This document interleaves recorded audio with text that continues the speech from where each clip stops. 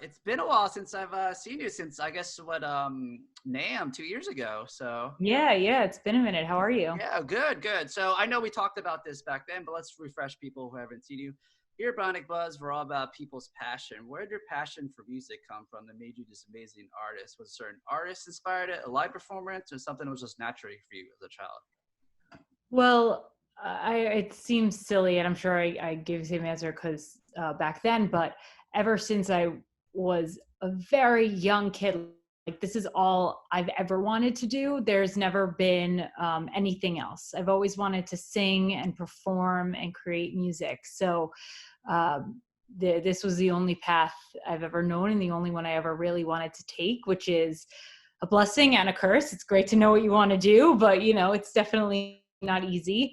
But how I got into the rock world was I actually started as a musical theater kid, Oh, being from New cool. York. And so if I wanted to learn how to sing and perform, they usually, people usually go into the musical theater route. But my mom as a child, in the car, she would play a lot of grunge, music, Soundgarden, Nirvana, like everything. And so um, that was like the first taste of rock. And then as I got Mhm. older, my taste got heavier and heavier and heavier. And Yeah, so kind of just transformed. which So shows yeah, in your music, I feel like. So, cool. yeah, so you just released this amazing new song called Breaking Down, your new single, and you actually got the co-wrote it with Brian from 10 Years, amazing band. How'd you get to work with him? I just through management contacts, I was lucky enough to be writing with Keith Wald for Breaking Ben beforehand, and he knows Brian as well. And we were just trying to, find the best fits for me. As much as I love writing music, I love collaborating even more because I think it really keeps you in check, and I think it helps with the creative process. So I'm always looking for new people to collaborate with, and Brian was willing to take the time. And so right from a Keith writing session, I drove from one part of Tennessee to the other, Oh, and wow. yeah, it was pretty cool. And I got to meet Brian, and Breaking Down was the first song that we came up with. So That's yeah. cool.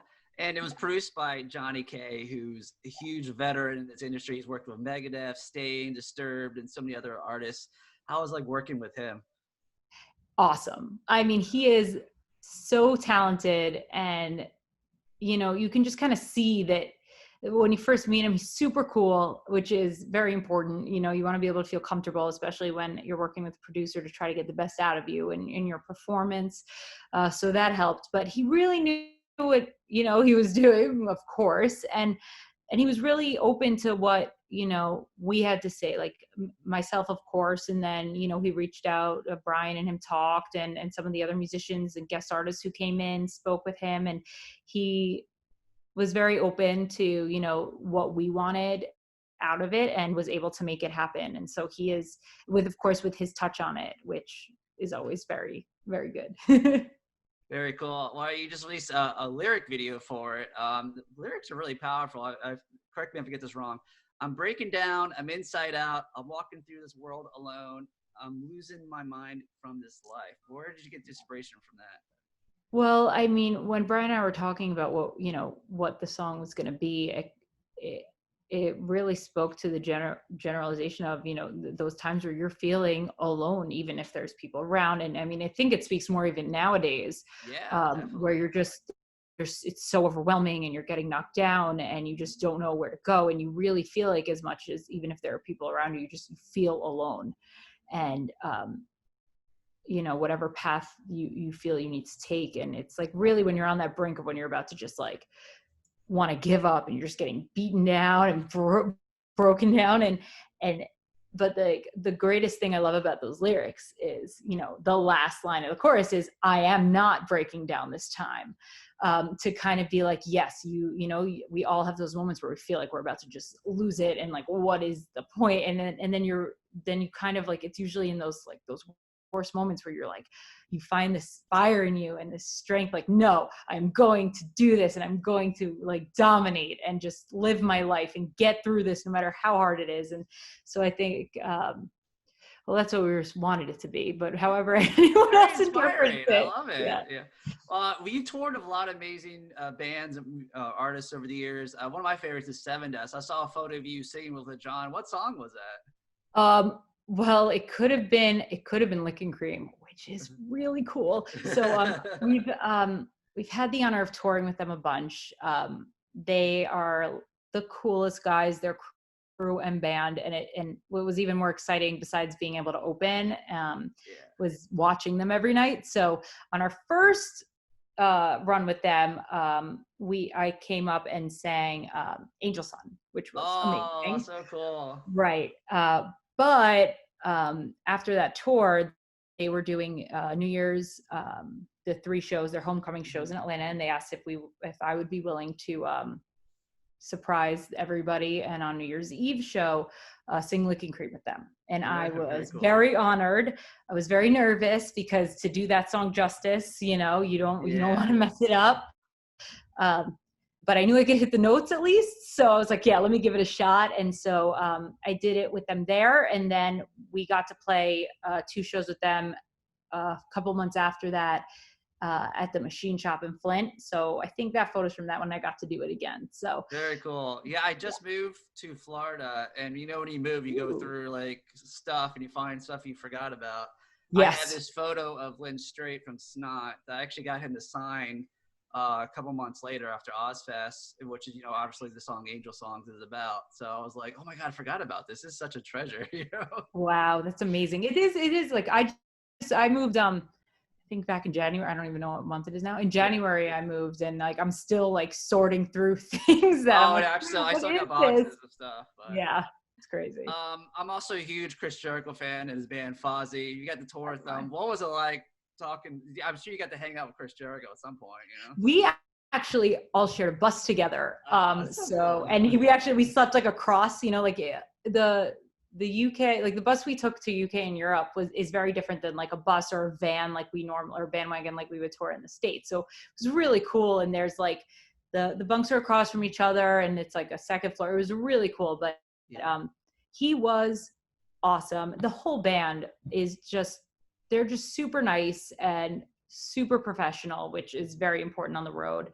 They were great bus mates. That's always like our job. Like you always want to be the band that people want to, if they have to share a bus, you want Yeah. them to want to share a bus with you. So you want to be respectful. So everyone was really respectful, and everyone was really awesome. And again, watching them perform every night also, it was really cool. But Chris was really cool. The whole band was really awesome. And we actually shared a guitarist on that run. Billy Gray actually played with us as well. Oh, Because wow. That's cool. like during their hiatus before their album had come out at the time, Billy toured with us for when he had free time. And then when the opportunity came, he was willing to, do double duty. So it was really cool. It was really cool. I love that. So anything else coming up you're allowed to talk about? I know a lot of things are kind of up in the air. I think you said you did more songs with Brian besides this Break It Down. Yeah. So I've been writing a bunch, and I was writing a bunch in between touring the past like year or so. So with Johnny, we had recorded a bunch of songs actually, and right before this happened with the pandemic and everything, we were trying to figure out, did we want, because I'm a really big fan of full albums. I know a lot of people do singles now and EPs, which is amazing, but trying to figure out if we should get some more songs down, get an album together, what we were going to do with these songs. And so we decided during this pandemic, it would be great to give the fans and just fellow rock listeners something to listen to and look forward to, which is why we released Breaking Down. So I'm hoping that, in the next couple months, we can release another one for everyone. And then hopefully by that time, we'll know if we're doing an EP, if we're going to do a full album or what's going on. But it's been a really crazy time. I mean, I don't think anyone knows what's going on.